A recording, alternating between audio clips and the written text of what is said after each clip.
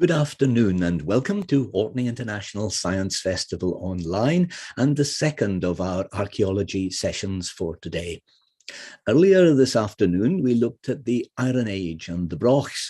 Now we go further back to the Neolithic and to the ongoing annual excavations at the Ness of Brodgar that have put Orkney on the front of National Geographic magazine. We're going to look at some of the stone finds and the stories they reveal through close study. Setting the scene will be the director of the work on the site, Nick Card. Over the past 2 decades, he's directed and managed a wide range of projects for the Orkney Research Centre for Archaeology within the University of the Highlands and Islands. Alongside him, we have Dr. Martha Johnson, whose background is in earth sciences. She's been the geologist at the site since 2013. She's conducted research on the rock recovered, identifying the rocks themselves and their possible source locations. And Clarke is a freelance archaeologist with a special interest in stone tools, ranging from early prehistoric through to the medieval period. And Dr. Antonia Thomas is a lecturer in archaeology at UHI's Archaeology Institute. Her work focuses on art and archaeology, from the interpretation of prehistoric art collaborations to more collaborations with artists today. This event is dedicated to the memory of a much loved and respected man, Dr. Raymond Lamb. He laid the foundations for so many of the wonderful developments in Orkney archaeology by so much tireless work over more than 20 years. He developed a tremendous sites and monuments record. He identified sites at risk. He instigated many excavations. Through his teaching and writing, he opened up many fresh insights on Orkney's past. Raymond was one of 3 great figures in Northern archaeology who all, sadly, died within the past 12 months and are deeply missed. They were all fellows of the Society of Antiquaries of Scotland, and it's a pleasure to welcome one of the Society's vice presidents, Dr. Heather James, to say a few words on this special occasion. Thank you, Howie. On behalf of the Societies of Antiquaries of Scotland, I would like to welcome all of you to the lecture and to thank the organisers for inviting the Society to take part. Raymond Lamb was a long-standing and highly valued fellow of the Society, which was originally founded back in 1780. We now have over 2,700 fellows spread across the world. Our main aims are to provide an independent voice on Scottish heritage issues, to provide grants for new research projects, and to encourage the enjoyment of Scotland's past. 2 highlights of our work include Digit, the online heritage hub which promotes events that are open to everyone, and also the Scottish Archaeological Research Framework, or SCARF, which is an online resource that brings together all the latest archaeological research. We have a vast number of publications which are all freely available, and we host public lectures and conferences. So I would encourage everyone to have a look at our webpage, and to anyone who is not already a fellow, please join. Thank you. Thank you very much indeed, Heather. We're delighted that you're with us today. After the presentations, there will be time for questions, which can be sent in from any time now on, in fact, in YouTube's live chat. We'll come back to them at the end of the talk. And now, over to the speakers, and Nick, first of all, you are very welcome.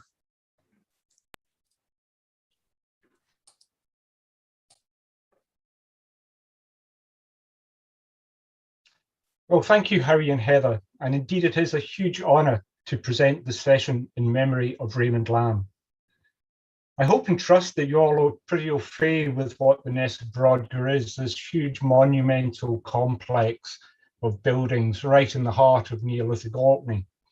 But if you're not, then please do visit our website, nessofbrodgar.co.uk, where there's much information, not only about the excavations, but about the post-excavation and aspects of everything that you'll hear about this evening.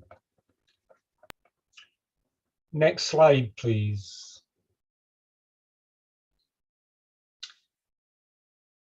although on occasions we do find organic material surviving at the Ness of Brodgar, for instance, this year, next slide, 2 wooden rectangular post holes, very unusual, a first for the Ness, but the wood was still preserved in situ.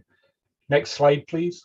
The Ness is really a world of stone, and this stone and rock, I hasten to add. And it's not only the buildings, these magnificent structures, here's structure 12, for instance, but also the walling. Next slide, please. For instance, one of the southern boundary wall, which, as you see, survives to a height of over 1.8 meters.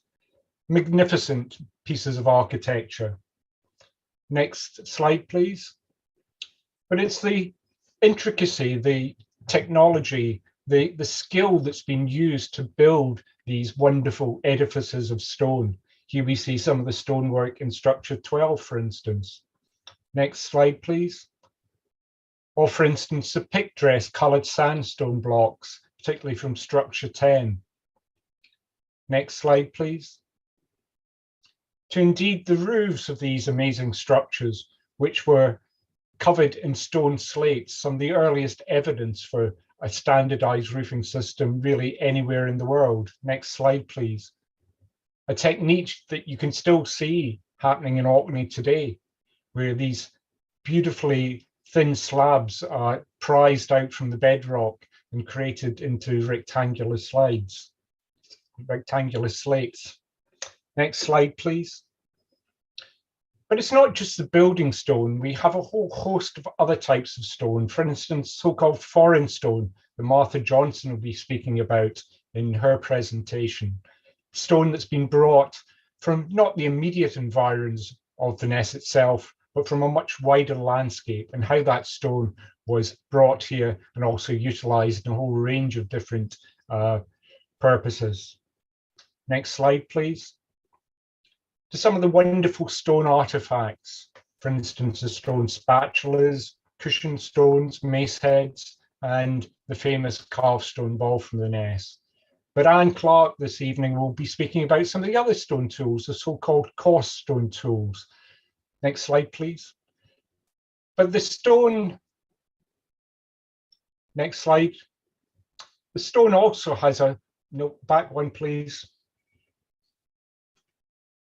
The stone also is able to give us a view into the contact and trade and exchange that happened back in the Neolithic, where we see stone being brought in from not only Arran, for instance, Arran pitch stone, a type of volcanic glass, but also mace heads coming from the Western Isles, and polished stone axe blank from the great axe factories of Langdale in the Lake District. Next, please. To indeed the wonderful array we have of over 1,000 examples of Neolithic art that Antonia Thomas has done such an amazing study on. And Antonia will be giving a bit more background to that as well. Next, please. But if you want to find out more about the site, as I said, please visit our website. But also, there's a new volume on the Ness that came out recently, and that's available through the website. Excellent present for not only Christmases, birthdays, weddings, etc., but a lovely read, beautifully illustrated, and it is turning into, in archaeological terms, a bestseller. So be quick before it sells out once again. Next slide, please. But as ever, thank you to all our past and present supporters who make or allow all of this to happen. Without this type of support, none of this groundbreaking research would take place. Anyway, that's my brief introduction. I will now pass you on to Anne Clarke, who will speak about the coarse stone tools. Over to you, Anne. Thank you.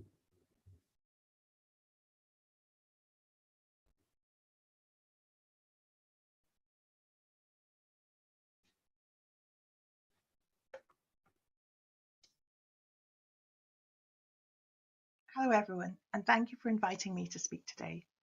I'm Anne Clarke, a freelance archaeologist with a particular interest in stone tools from Orkney and Shetland.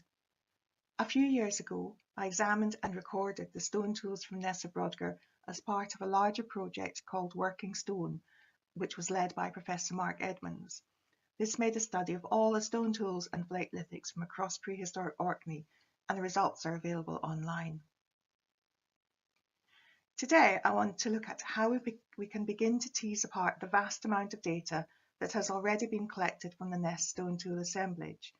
How might it allow us to ask more nuanced questions about the use of the tools during the prehistoric occupation of the site? One aspect I'm interested in is whether we can find evidence for the individual actions and group activity at Ness. And to this end, I'm going to look at examples of tools which identify individual choices as well as collective stone tool use. In comparison to other Neolithic sites in Orkney, the Ness stone assemblage is large and extremely varied. A whopping 1,205 artefacts have been recorded up to 2019, representing 46 different tool categories. These include cobble tools, grinders and polissoirs, stone discs and querns, as well as the finer stone tools such as groundstone axe heads, pillow stones and mace heads. There are also numerous variations of ground and flake stone artefacts in between. And also within each group, there are several examples of each type which make analysis and comparison more productive. The large size of the Ness assemblage is a function of several factors, which includes how the site was originally occupied during prehistory, the good survival of the site over the millennia, the choices of what to dig, especially the large number of excavated structures, as well as the many long seasons spent digging there.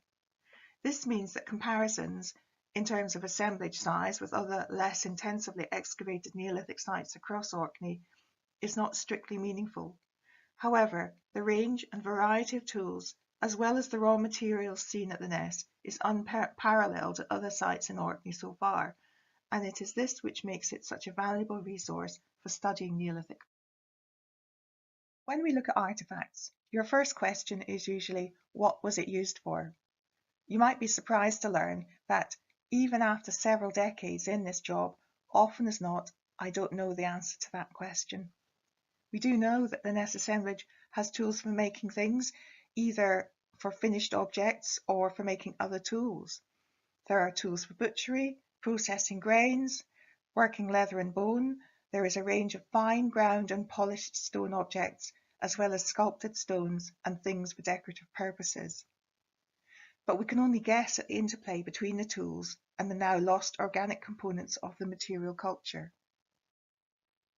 However, with advances in microscope technology, the welcome inclusion of experimental archaeology in university studies, as well as developments of identifying wear patterns on groundstone tools, I'm looking forward to the day when other researchers can state more accurately just how and for what these tools were used.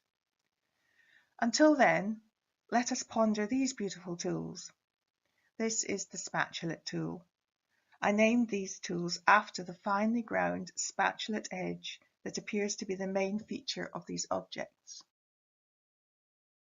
In my opinion, these are amongst the finest groundstone objects to be found in Neolithic Orkney.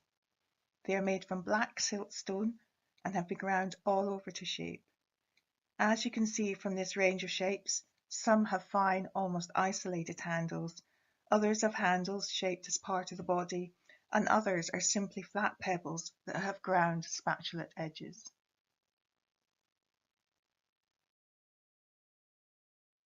Well, here is one that is simply a long, thin, double-ended piece. Amongst the 33 spatulate tools and 18 spatulate pebbles so far collected at Ness, there is no one single form that stands out. It defies typology. Every tool in this category appears different in shape and size, and also different in the skills of the making. Here the individual is demonstrated by the variation of shaping skills seen on the tools. Perhaps people made their own spatulate tools. Some had a more pragmatic functional approach, and used simple flat pebbles which only required them to grind the ends, whilst others, with perhaps more skill, more time on their hands, or a desire to produce an exquisite object, searched out larger stone blocks to make longer tools. Indeed, for those with long, slender handles, there is a degree of daring as to how far to push the process of grinding and shaping. Interestingly, this tool is not widely seen beyond the Ness of Brodgar. At Barnhouse, a Neolithic site just down the road from the Ness, a few simple ground spatulate pebbles were found. Here's an illustration of two of them. The simple pebble forms have also been recorded at Widefoot Hill in the North Mainland and Poole on Sanday. The only evidence for the production of finer spatulate tools comes from a single small fragment of a slender ground handle which was found at Poole.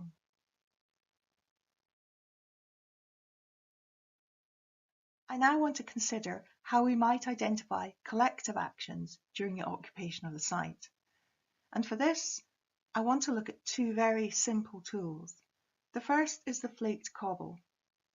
As you can see, it is simply a beach cobble that has been flaked to shape a rough, chopper-like edge by detaching one flake, then using that scar as a platform from which one or several smaller flakes are subsequently removed.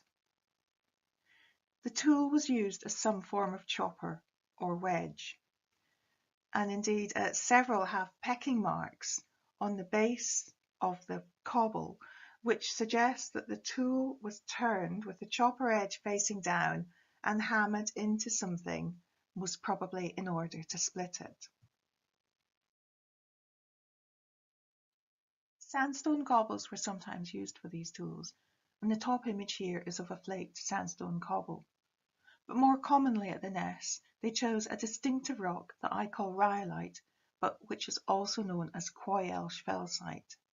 The two cobble tools below are typical of the angular beach cobbles that were used. These were collected from the eroding exposed igneous dyke at Coilsh on the Bay of Navishaw just east of Stromness, and this is the only known source of this material in Orkney. The rhyolite was only used for the manufacture of these particular tools, and although there are some flakes present, these are most likely debitage from making the chopper tool edge than for other more specific tool types. So they were very clearly collecting a specific rock for a specific job. The location of this igneous dyke is not too far from the Ness, a walk of about 2 hours overland, but by water, and depending on the height of the sea level during the Neolithic, it might have been a simple journey from Ness on the east side of the Loch of Stennis through to the Bay of Ireland and round the Bay of Navishaw to Coilsh. And here's the journey highlighted in the pale orange line between the two sites. And here, whilst we're talking about specific materials being targeted for flaked cobbles, I want to draw your attention to a number of very similar flaked cobble tools which were made and deposited in a paleochannel at the multi-period site at Stainton West. This is located several hundred miles to the south of the Ness in the north of Cumbria. Here the occupants selected cobbles of a specific volcaniclastic rock type similar to tuff. Interestingly, when seen together, these cobbles had a distinctive blue colour, which was in contrast to the browner sedimentary rocks immediately local to the site. This seems to be another example of the selection of a distinctive rock type for these simple chopper edge tools. The other tool form is even more simple, the scale knife. This is a primary flake from a rolled sandstone cobble. They are very common tools throughout prehistory in the Northern Isles and often occur in their hundreds at some sites. Experimental work and contextual analysis indicates that they were likely used as butchery tools, and you can find out much more about these types of tool on the Working Stone website, which I'll reference at the end of this talk. So we have two very simple tool types, one of which the flake cobble is used for splitting, and then we have the flake tool, which is the scale knife, which is used for butchery. And in this slide, I want to draw your attention to the location of these tools at the Ness. Now, this diagram shows the location of the finds according to structures and trenches. As you can see, the rhyolite flake cobbles, which are marked in blue, as well as the other pieces of flaked rhyolite, which are marked in grey, are concentrated in structure 10 contexts. Scale knives, which are marked in yellow, are present across the site, but like the flake cobbles, they dominate in structure 10 contexts. Now, just what is the reason for this? Structure 10 had distinctive closing deposits. Dating to around 2400 Cal BC, the bone deposits were placed within an extramural walkway culminating in a thick layer comprising mainly cattle tibia, which had been split for marrow extraction. Here we can see Dr. Ingrid Mainland excavating and recording the deposit, which is estimated to be the remains of about 400 beasts. Interim conclusions suggest they were the residues of a communal event such as feasting, where cattle were brought in from a wide area to be slaughtered and eaten. The association of the flake cobbles with their chopper edges and their robust scale knives with this event of a mass cull is compelling and suggests that they were made and used specifically for the dismemberment and the processing of these carcasses. The scale knives were used for skinning and stripping joints from the bone. The flake cobbles were used for splitting the tibia to reveal the marrow inside. There is evidence from other Neolithic sites in Orkney for butchery practices. At the Bronze Age site of Toft's Ness on Sanday, flake cobbles were recorded in middens with bone spreads, where they were thought to have been used for splitting long bones for marrow extraction. And at Scale Bay by Scar Bray, a large number of scale knives were found in close association with clusters and spreads of butchered bones, suggesting an undisturbed butchering site beyond the main settlement.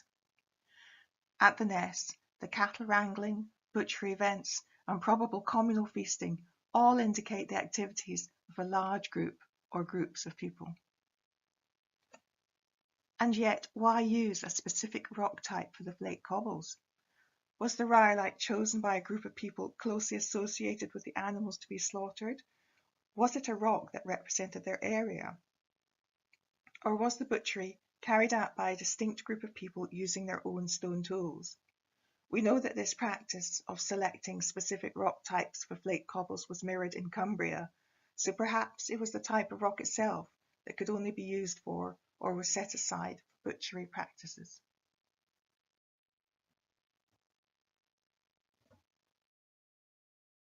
In summary, the spatulate tools show that the Ness was a space for the individual.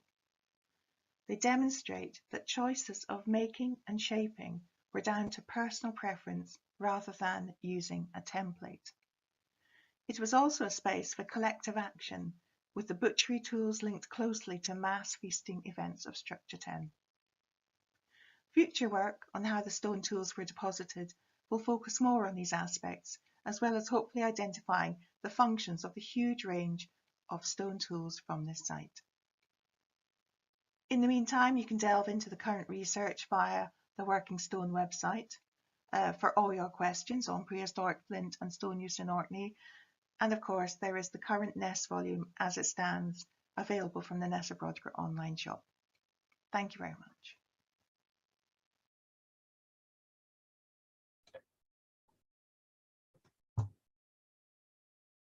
Well, thank you, Anne. I'd now like to hand you over to Martha Johnson, another pre-recorded presentation. And Martha, a special on-site geologist, who will give you an insight into the so-called foreign stones that we find at the Ness. Over to you, Martha. Good afternoon. I'm Martha Johnson, and I work with the rocks at the Ness of Brodgar that don't belong. I've been conducting analysis of the non-tool, non-structural rock at the Ness of Brodgar since 2013. Site director Nick Card, a very open-minded archaeologist, was very much in favor of adding to the various finds that are collected from the Ness foreign stone, the non-tool, non-wall rocks that are normally consigned to the spoils pile. Why? Because they don't appear to be a find. Why study these rocks that don't belong? Because they had no apparent reason to be at the site. So beginning in 2013, formal university research was conducted on these chunks and bits of rock, the foreign stone at the Ness. The research required two questions, broad questions, to be answered. What rock was found in the foreign stone, and where could this rock have come from? To do this, a protocol needed to be developed to assess what rock. For those of you that have been to the Ness, you know that that isthmus between Loch Ness and Loch of Harry is covered with a brown layer of probably glacial soil, glacial till. So everything coming out of the Ness, and at 5 o'clock in the afternoon, many of the diggers are all Ness brown.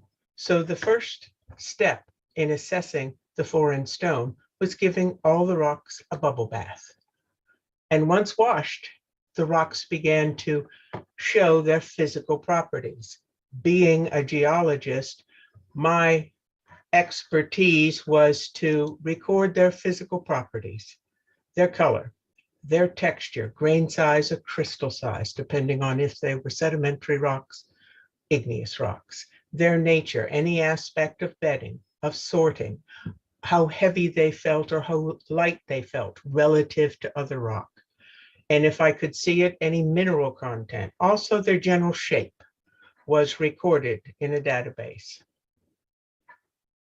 Once I had the properties, I could begin to assign names, rock names, to these foreign stones. Stones such as sandstone, camptonite, granite.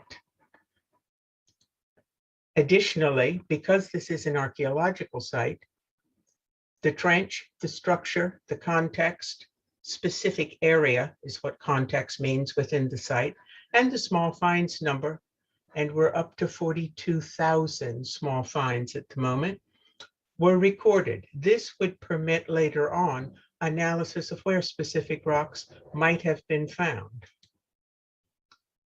And early on in the research, I understood that two additional aspects that were more archaeological than geological needed to be recorded because they indicated actions of people, evidence of rounding water wear, evidence of exposure to heat. The evidence of water wear became very apparent with some of the beach-hardened, wave-hardened cobbles that were found within the Ness, some of them nice spheres, some of them just very gently smoothed and rounded. And the second evidence of interaction with people were rocks that were being recovered with red or gray or black staining from sooting, exposure to heat, rocks that had been fractured because of exposure to heat, and rocks that had been very seriously degraded from their hard properties because of exposure to heat. The second question, where could these rocks have come from? Let me explore your wonderful Orkney archives for 3 winters, recording and developing a gazetteer of all the rock identified in the last 150 years as recorded in some area of Orkney. 35 specific rocks and minerals were recorded in this document and the references for their occurrence. This let me prepare some generalized sedimentary, igneous, and glacial maps for the West Mainland, which help me and the archaeologists get a handle on where these rocks might have come from. And when we start looking at the foreign stone, it is evident that the analysis showed 75% of the 3,000 foreign stone finds were sedimentary. That is what would be expected. The isthmus and most of the West Mainland is covered, or underlain, I should say, by sedimentary rocks, mudstones, siltstones, sandstones. I actually expected a higher percentage than 75%. But what was interesting when we looked further into the data, the 75% of the sandstones, brown, tan, gray, or red, that's not unexpected. But what was unexpected is of those sandstones, almost 60% were red. And there is no outcrop of red sandstone on the site or near the site. This meant, again, they were brought to the site by people. 50% of the sandstones, once we got into the archaeology of it, were recovered from just one structure, structure 10. And 70% of all the red sandstones were exposed to heating. Analysis also showed that most of the water-worn rocks that were sedimentary were again sandstone, wave-hardened and tumbled and rounded cobbles that had been transported from an ocean beach, Scale, Warbith, areas on Scapa Flow, not from the nearby locks that don't have enough wave action to fully round these cobbles. Analysis of the foreign stone showed that of the remaining 25%, almost all of the foreign stone rocks in that were basalt, camptonite, rhyolite, or granite, igneous rocks. There were only 8 metamorphic rocks of 3,000 recovered as foreign stone. When we started to look at these igneous rocks, there are some outcrops of camptonite on the isthmus, but 60% of the igneous rocks recovered are basalt, felsite, or granite rocks not found on the isthmus. And all of the igneous rocks, 70% of them, had been exposed to heat. Both reflect, again, the deliberate actions of people. This research with 3,000 rocks from 2013 to 2017 has continued on with the recovery through 2021 foreign stone. And what it has done, like most research, though we answered generally the 2 broad research questions, rock of what and rock from where, we raised a lot more questions, and most of them begin with the word why. Why did they bring igneous rocks to the site? You can dig a hole anywhere on that isthmus and find lovely sedimentary rock for building. But we have found, and this is a pottery find from 2021, bits of degraded camptonite put in the pottery to temper it, to make it fire better. Why were red sandstones brought to the Ness? Many of them heat degraded. Both on the pottery and on the walling, we have found red, the color red, used probably from the degraded iron content in red sandstone. Why are we finding rocks with depressions where yellow, orange, or brown siltstones were ground into powders? Our resident artist, Dr. Karen Wallace, experimented with some of the foreign stone rocks, grinding them into powders and making pigments.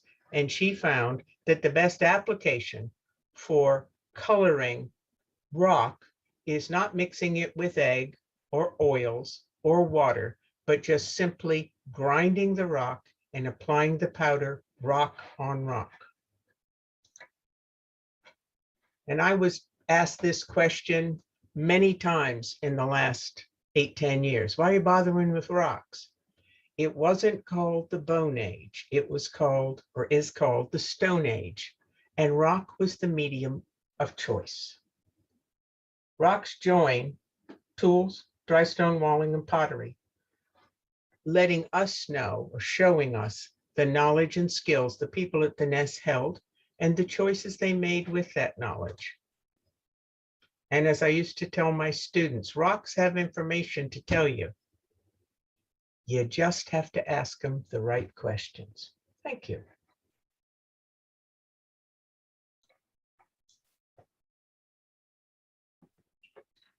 Well, thank you, Martha. A lovely presentation. I think every archaeological site should have their own on-site geologist. A luxury, or what we thought of as being a luxury, is actually a necessity of excavation. And I would like to hand you over to Dr. Antonia Thomas, who will give you an insight into the wonderful Neolithic art that we have at the Ness of Brodgar. Antonia. Thanks, Nick. And hi, everyone. Thanks for coming today. So in this talk, I'm going to look at another aspect of the Ness of Brodgar's incredible archaeology. It's rock art, or rather the assemblage of decorated stones from the site. These have been a focus of my research for over 10 years now. And although I'm rather biased, I can absolutely say that this is one of the most important sites in the world for studying Neolithic art.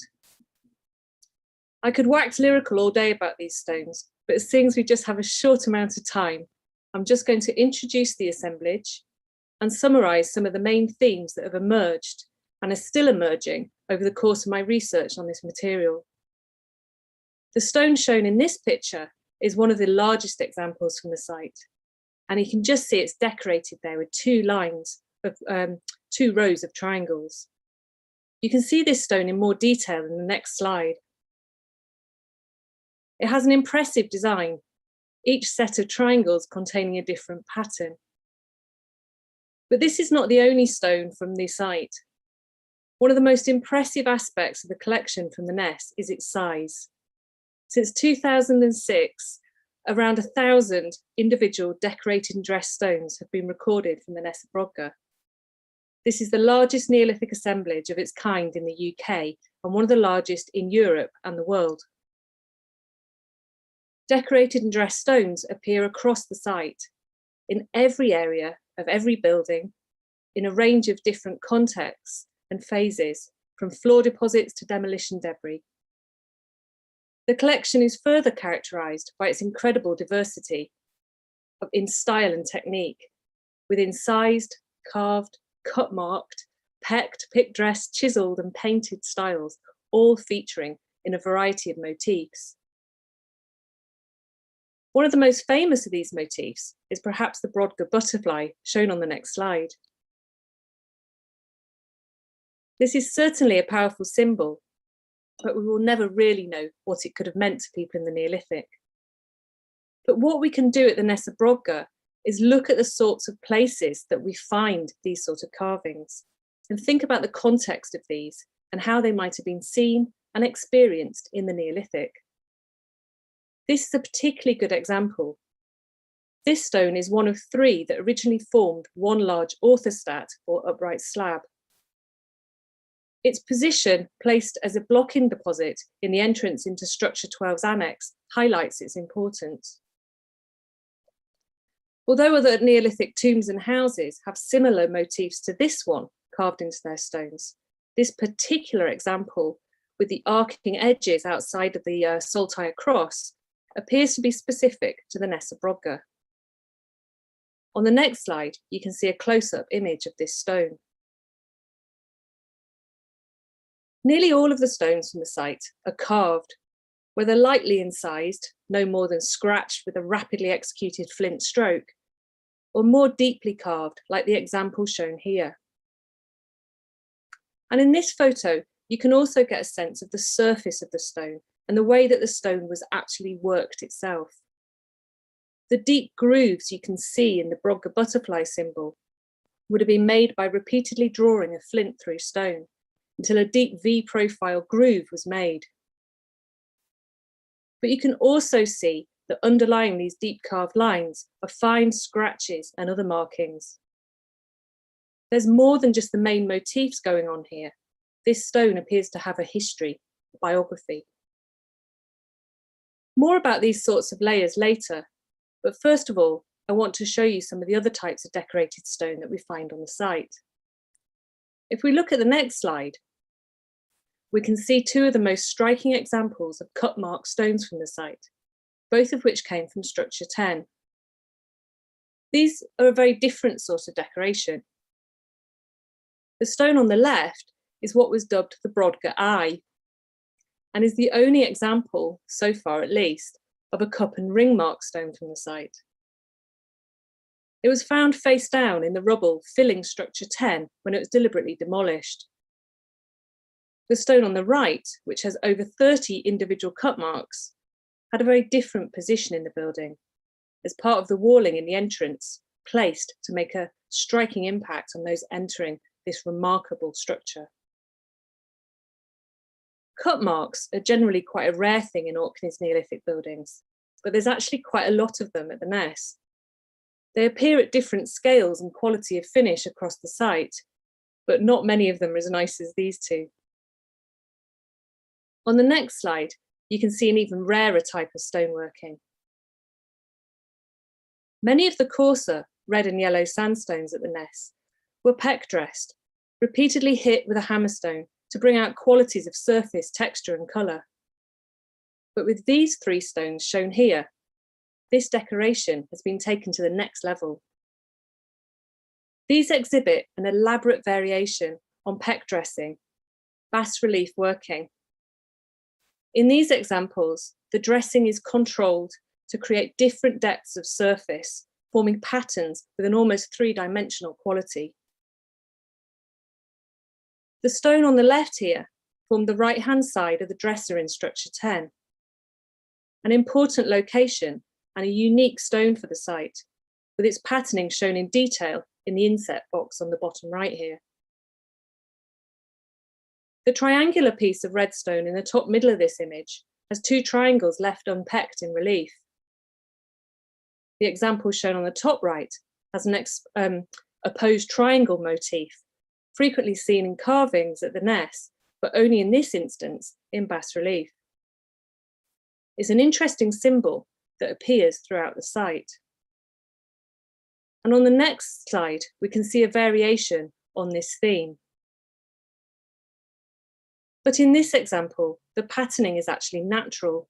And this X, this kind of saltire cross you can see, is actually the natural bedding planes in the stone. But the way this stone was selected and placed in a key position in the annex to structure 10 suggests that it was treated in the same way as the deliberately carved stones on the site. This link between the lines and markings that we see in Orkney's geology might hint at one of the inspirations for the designs carved into the Neolithic buildings. Because where we can discern motifs and patterns, the decoration is pretty much all abstract and almost entirely geometric and linear, dominated by parallel lines, lozenges, chevrons, zigzags and crosses like this. On the next slide, you can see an example of decoration made of interlinked lozenges, forming a net-like pattern across this stone. This is perhaps my favourite Neolithic artefact from the whole of Orkney. This heart-shaped stone fits perfectly in your hand. If you found a stone like this on the beach today, you'd certainly pick it up. And some 5,000 years ago, somebody did just that, and then decorated their prize find with this fine pattern. In many ways, I like to think of this stone as a landscape in miniature, its markings echoing exactly the lozenge-shaped fracture patterns in Orkney's flagstone. As a portable object, it hints at the importance of particular designs for personal individual items as much as communal architecture.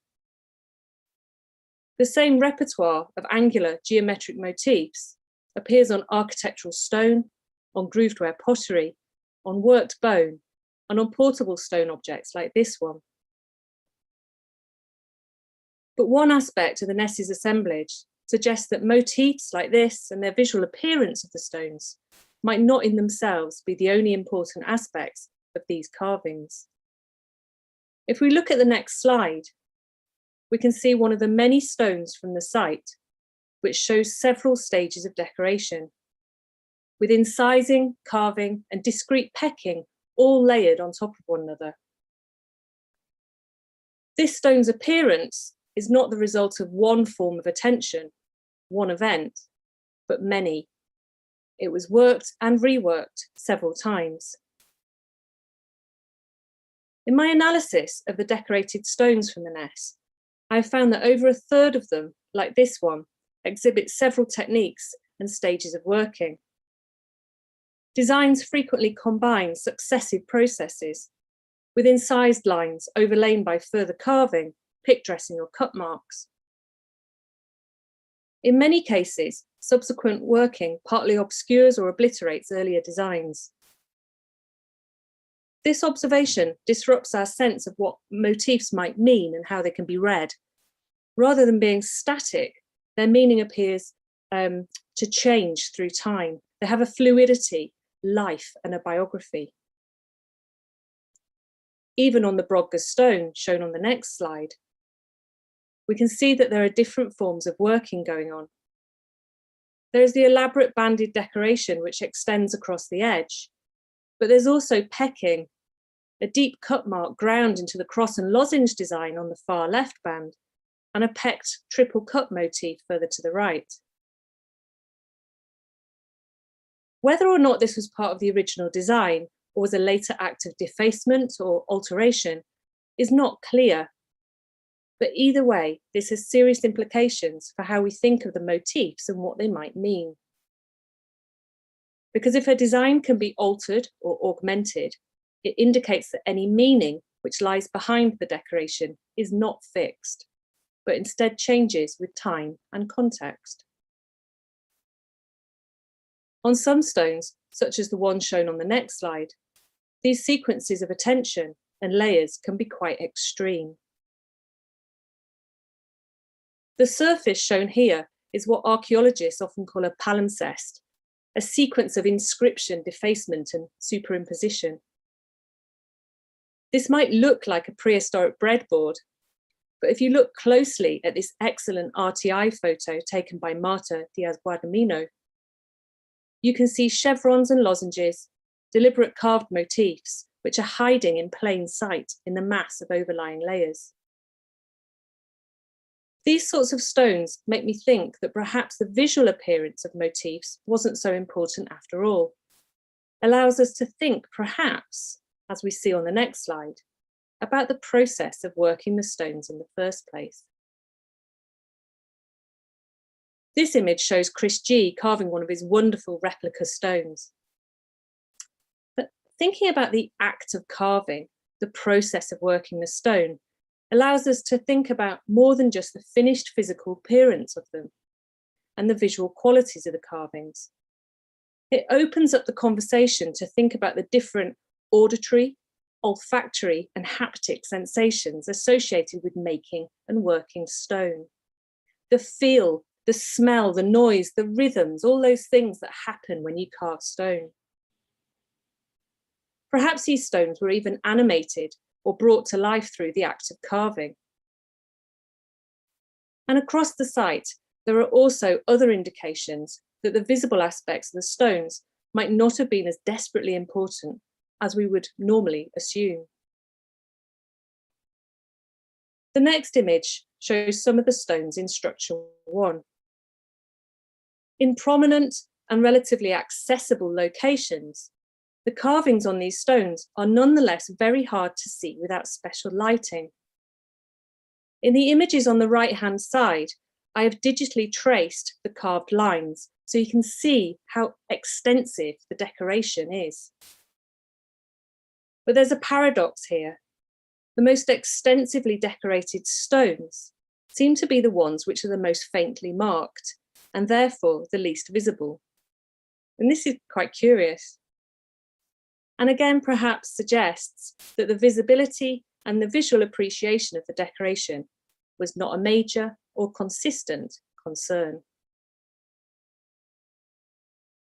The next slide shows what we might interpret as a foundation deposit from the site, in this case, structure 19, comprising a small carved stone with a cow long bone and scapula. These sort of foundation deposits are found in almost all places in the world and at all times. Just think of the cats and shoes that are often found in the walls of old buildings now. But it highlights one of the truly extraordinary aspects of the Ness's assemblage, that so many of the carved stones we come across are found in the exact position and location that they were placed in around or over 5,000 years ago. Over half of the recorded decorated stones from the Ness of Brodgar have been found in situ within secure Neolithic deposits and structures. This means we are able to examine the specific context in which stones were decorated, placed, and appreciated. And this can be seen again with the example on the next slide. This is structure 11, which is one of the later buildings on the site, was carefully dismantled during 2016's excavation. In this building, the dismantling revealed a significant number of decorated stones whose markings were hidden from view during the life of the building. Their carvings were placed facing inside the walls. They would never have been seen when the building was occupied. Now, this did not seem to be the result of simple reuse of decorated stones, although that sort of reuse is in evidence elsewhere on the site. But in this case, and also with structure 7, it seemed to be something more going on. The particular patterning of the placement of the stones in the walls and the freshness of their carvings suggested that they were incised deliberately to be hidden, incorporated in the fabric of the structure themselves, perhaps devoted objects in their own right, perhaps to bestow good fortune or ward off evil. And that takes me to the last slide, and just about the end of this short talk. I've only been able to offer a brief introduction to this incredible assemblage today, but I hope I've given you a bit of a flavour of some of the wonders of the Ness in relation to its decorated stones, and how I've been thinking about these in terms of the themes of process, temporality, and context. So thank you for listening.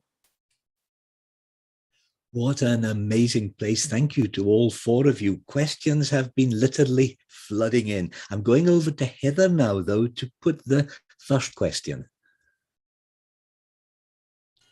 Thank you. Thank you. That was amazing. Amazing talk. Just a wee question for Antonia there, I think. Is there any evidence for this powder being created on site, potential powder, being used on any of these stones, bringing, 2 parts of the evidence together? Oh, not yet, and we would absolutely love to find that. I think it was Richard Bradley who first suggested that pigments could have been used with finely incised designs to make them more visible. And that could happen 2 ways. You could have pigments spread across the surface of a stone and then incised lines made through, or you could have it rubbed into the incised lines after they were made. Unfortunately, we haven't yet found an example with the pigment and the incised lines, and we'd dearly, dearly love to, but I'm sure it's there, just waiting to be found. Thanks, Antonia. Question for Martha from Richard in Murray. He was really impressed at the mention of camptonite, that use of the fragments of camptonite in pottery. He asks, is that still used in pottery today? I do not know if it is still used today. I know that at Barnhouse, quarter mile from our site, the Andy Jones analysis of pottery found ground camptonite, which had been heated in the pot. And I believe that shell and sand are also tempers when you don't have quality clay to fire. Question 2 from Claire in Murray, and it's about the difference between the igneous rocks and the sedimentary. Several questions have been coming in about that. She points to the higher specific heat capacity of igneous rocks, the fact that they can just hold more heat. She wonders, are there any particular uses that might relate to that ability to hold more heat? In the full body of my research, I proposed, and that's all I can do, I'm old but not that old, that the rock might have been used to radiate heat. Campfires have been banked with rock, for millennia, and you only have to heat the wrong sedimentary rock to the wrong temperature when it sort of blows up to realize you want the speckled rocks with the crystals, because they can be heated and reheated without degrading. And the other thing you can do with those igneous rocks, once you get them nice and warm, is to cook on them, not necessarily just with them. People have been putting dough made from a liquid and a grain on heated rocks. In Syria, you call it pita bread, and in New Mexico, you call it a tortilla. There's a question too about those pockmarks. I don't know if that was you, Martha, or if that would be Anne, but it's from Bill Graham in Murray, and he wonders, we sometimes see about generating fire by the bowstring method, twirling a piece of wood in stone. Bill wonders, could that be the origin? Very well could be. And Anne, I'll let you take it. That's an interesting idea. I mean, I think we need to do some experimental research with that, and obviously the different types of stone and its softness, and whether wood itself would make that. I mean, Antonia, I don't know if perhaps the peck marks have actually pecking in them, or are they smooth in the base? There are a number of examples from the site where the cut marks are actually drilled, so they're not pecked, but you can actually see the circular striations in the cup. They tend to be smaller ones, and they seem to be used for decorative effect, like they'll be in a pattern, a small rosette of drilled kind of cupules. So they do seem to be decorative rather than functional. That's an interesting one, because Bill's also got a question about the spatulas, and he wonders, Bill, I should say, is an engineer and a very good eye for the use of tools, and he asks, well, could the spatulas have been used for different purposes, even different types of fish, for gutting and cleaning fish, for instance? Yeah, well, that is a possibility. They're very fine finishes. They don't look as though they've been damaged very much in their use. Whether the grinding striations that we see on the tool are just from the shaping or from the use of the tool is something that's still to be determined. Fish could be an option, yes, but fingers are just as good, I think, for gutting fish, aren't they? So I don't think you need to. Richard Kay has got a question about flint, and he's wondering, have flint tools been found there, or indeed have examples of flint been found? Yes, it's a very extensive, large flint tool assemblage from the site. And there's a question from Richard in Elgin about digital technology and electronic images. He said, could the technology get to the stage that you could electronically image each stone in 3D and then even work out ways electronically to try to reassemble them?